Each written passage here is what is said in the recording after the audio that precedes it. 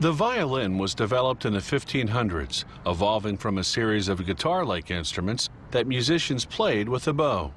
While the violin is best known for classical and gypsy music, today you hear it in pop, country, bluegrass, even jazz.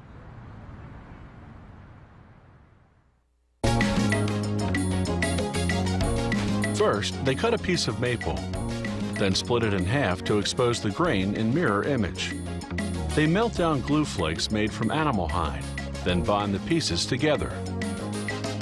Violin makers only use glue, never nails or screws.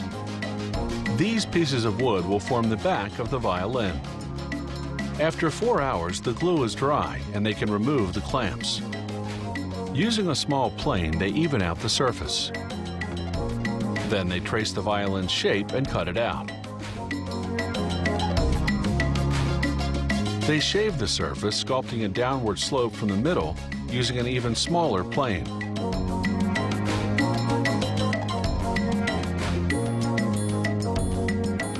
Then they carve a groove along the circumference.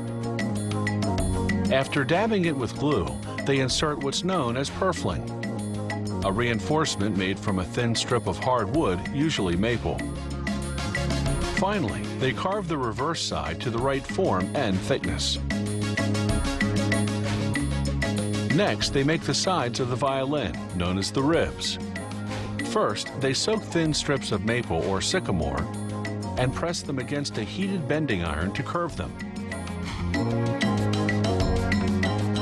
Then they glue the strips around the form, connecting them at the top and bottom and at the corners with small blocks of wood. They clamp everything together and let the glue dry for 4 hours. Next, they glue thin strips of wood called counter ribs onto the edge of the ribs. This enlarges the surface so that it's easier to glue the ribs and the back together.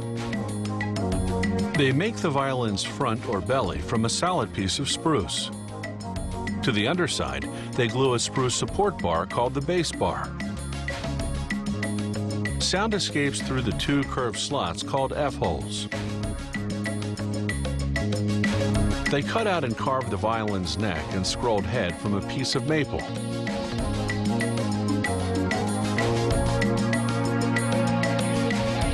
Then they glue it to the body.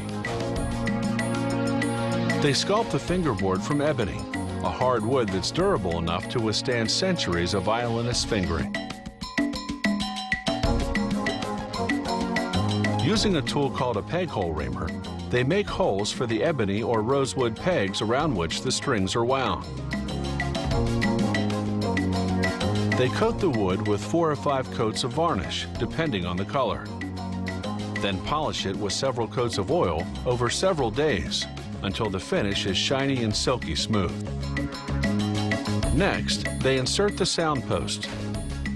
This little cylinder conducts sound and supports the belly against bowing pressure, so it's critical to position it in precisely the right spot between the belly and the back.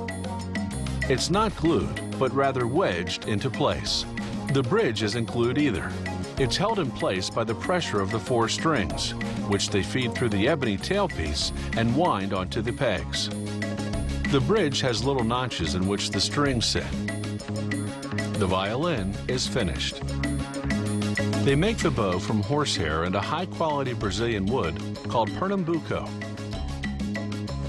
They bind the hairs at one end with strong sewing thread, then burn them and seal them with wax to prevent fraying.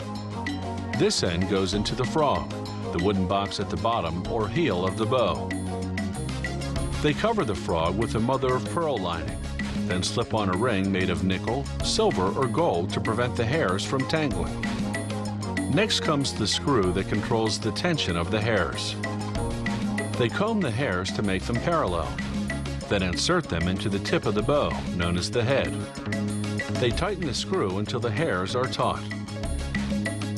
Finally, they rub on rosin, a sticky pine tree resin that keeps the bow from slipping off the strings.